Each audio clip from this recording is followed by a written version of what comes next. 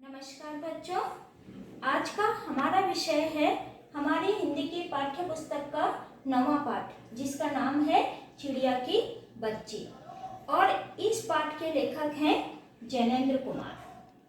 बच्चों, इस पाठ के अंदर एक छोटी सी चिड़िया की कहानी लेखक ने हमें बताई है और इसके माध्यम से लेखक मनुष्य के अंदर छिपी स्वार्थ और लालच की प्रवृत्ति को भी उजागर किया है।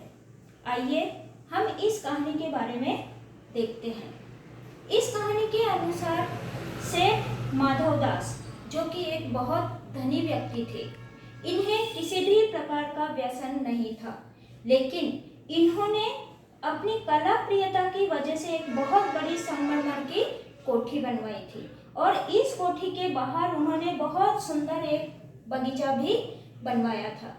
माधवदास के परिवार में और कोई नहीं था, वो अकेले रहते थे। माधवदास शाम के समय अपने कोठी के बाहर बने चबूतरे पर बैठा करते थे और प्रकृति के सुंदर दृश्य को देखा करते थे। कभी कभी अगर उनके मित्र आते थे तो वह उनसे हास परिहास भी कर लेते थे। एक दिन माधवदास शाम के समय बैठकर प्रकृति के सुंदर दृश्यों को देख रहे थे। उसी समय एक छोटी सी प्यारी सी चिड़िया उनके बगीचे में आकर बैठती है। चिड़िया इतनी सुंदर होती है और इतनी चंचल होती है, कभी इस डाल से उस डाल पर, कभी उस डाल से इस डाल पर फुदकती रहती है। माधवदास का मन उस चिड़िया के प्रति आकर्षित होता है। माधवदास उस चिड़िया को अपने पास रखना चाहते हैं, इसलिए माधवदास उस चिड़िया से बातें करते हैं कि तुम कितनी प्यारी लग रही हो, तुम मेरे पास रहो, देखो इतना सुंदर बगीचा है, तरह तरह के फूल हैं, तरह तरह की खुशबू है, मेरी इतनी बड़ी कोठी है, तुम मेरे साथ रहोगी तो मैं तुम्हें एक सोने का पिंजरा भी बनवा दूंगा, उसके अंदर चांदी और हीरे मोती की झालर भी लगवा दूंगा, तुम मेरे साथ रहो।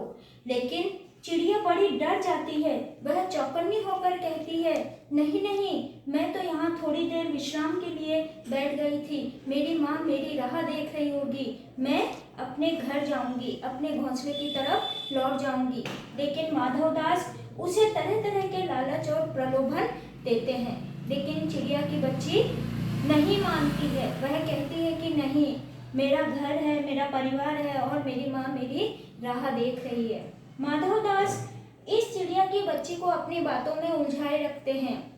वह उससे तरह तरह के सवाल पूछते हैं कि तुम्हारे घर में और कौन कौन है। चिड़िया अपने परिवार के बारे में बताती है और माधवदास उसे बातों में उलझाकर अपने पास लगे एक बटन को दबा देते हैं। इस कोठी के भीतर से एक नौकर आता है और माधवदास उसे इशारा कर देते हैं। वह नौकर इस चिड़िया की बच्ची को पकड़ने का प्रयास करता है। अचानक से चिड़िया की बच्ची के कोमल शरीर पर एक कठोर स्पर्श महसूस होता है उसे।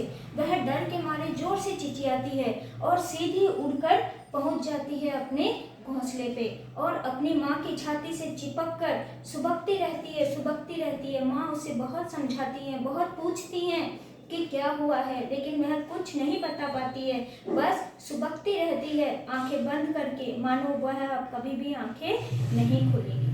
धन्यवाद बच्चों।